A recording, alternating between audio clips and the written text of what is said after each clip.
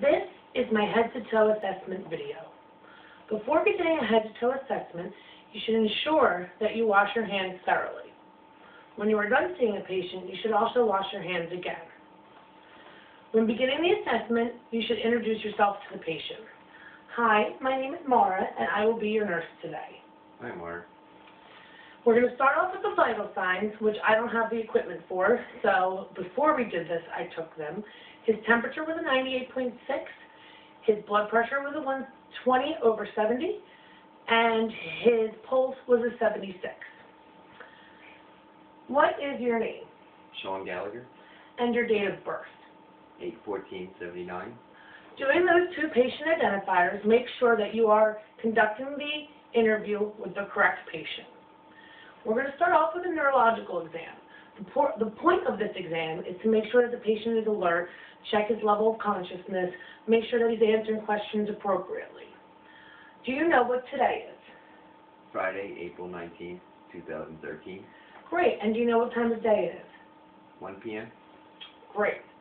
I'm also going to look and take a light to his eyes to make sure that his pupils are reacting correctly.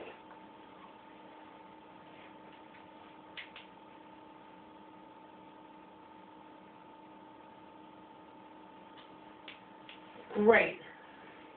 Also, you want to make sure and inspect the patient to make sure that his facial symmetry is normal. You can have the patient smile, and you notice that his smile is even on both sides.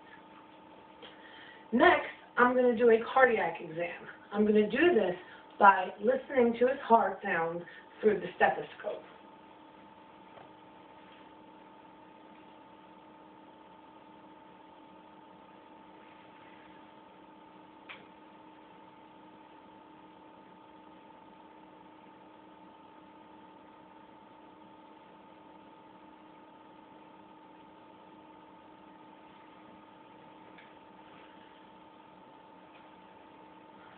When you're doing this, you want to just make sure that his heart is beating normally, there's no sounds of skipping a beat or anything like that.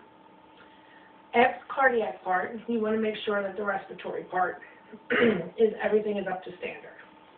I'm now going to listen with my stethoscope on your back to hear your lung sounds.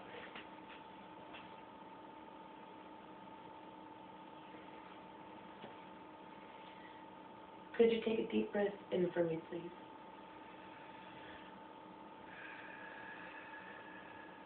And again. One more time. Thank you.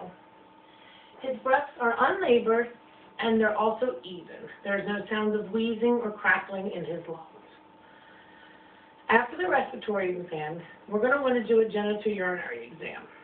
I'm going to start by asking the patient some questions about his bowel habits and his urinary habits. Have you had any problems recently urinating? No.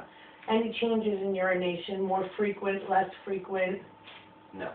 Has there been any burning or itching when you go to the bathroom? No. And when was your last bowel movement? This morning. Now, during this step, you would normally, for either a male or a female, examine their genital area to make sure there are no rashes, no abnormalities. I'm not going to do that now, but we're going to go with that everything came out fine and it was a normal examination of that area. Next, I'm going to do a gastrointestinal examination. I'm going to listen with the stethoscope, to the sounds for his stomach to make sure that nothing's abnormal, but I'm also going to feel in his abdomen to make sure there's no bumps or no marks, anything out of the ordinary.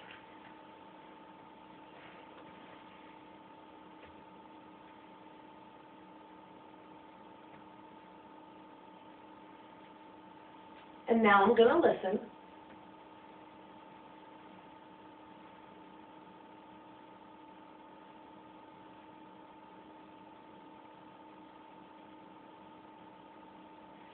Thank you.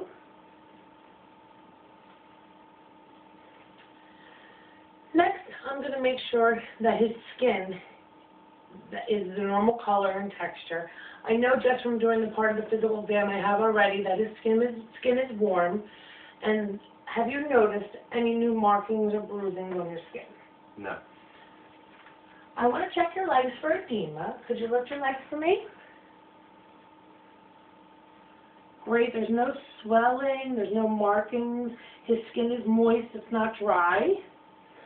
Just check to make sure the other leg is good.